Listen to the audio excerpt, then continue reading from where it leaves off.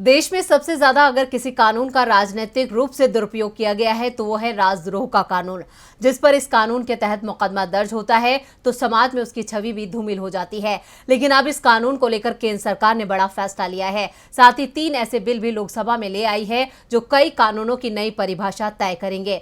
तो क्या है सरकार के नए बिल, देखते हैं इस रिपोर्ट में। केंद्रीय गृह मंत्री अमित शाह ने आज 3 बिल पेश किए। भारतीय न्याय संहिता बिल, भारतीय नागरिक सुरक्षा संहिता बिल 2023 और भारतीय साक्ष्य अधिनियम बिल को लोकसभा में पेश किया गया।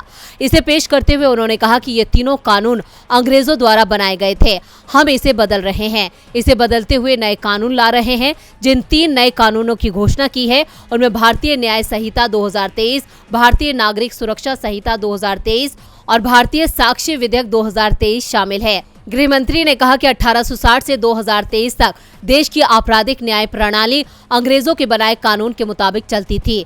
3 कानूनों को बदल दिया जाएगा और देश में आपराधिक न्याय प्रणाली में बड़ा बदलाव आएगा। इन बिलों के संसद से पास होने और कानून बनने के बाद सबसे बड़ा बदलाव राजद्रोह के मामले में होगा, क्योंकि इसे पूरी तरह से समाप्त कर दिया जाएगा। इसके साथ ही इंडियन पिनल कोड यानी आईपीसी अब भारतीय न्याय संहिता कही जाएगी। बिल को पेश करते हुए शाह ने कहा कि राजद्रोह कानून को अंग्रेजों के शासन को बचाने के लिए बनाया गया था। सरकार ने अब राजद्रोह को पूरी तरह से खत्म करने का फैसला किया है। यहाँ लोकतंत्र है, सबको बोलने का अधिकार है। इस कानून में इसके साथ साथ देश विरोधी गतिविधियों में शामिल और भारत की अखंडता के लिए चुनौती वाले लोगों के लिए पहली बार व्याख्या की गई है।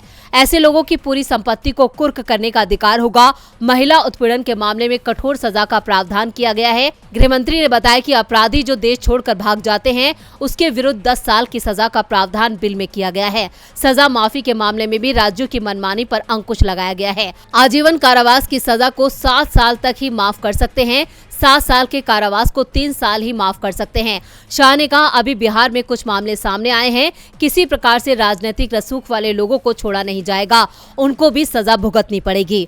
डीबी लाइव की रिपोर्ट।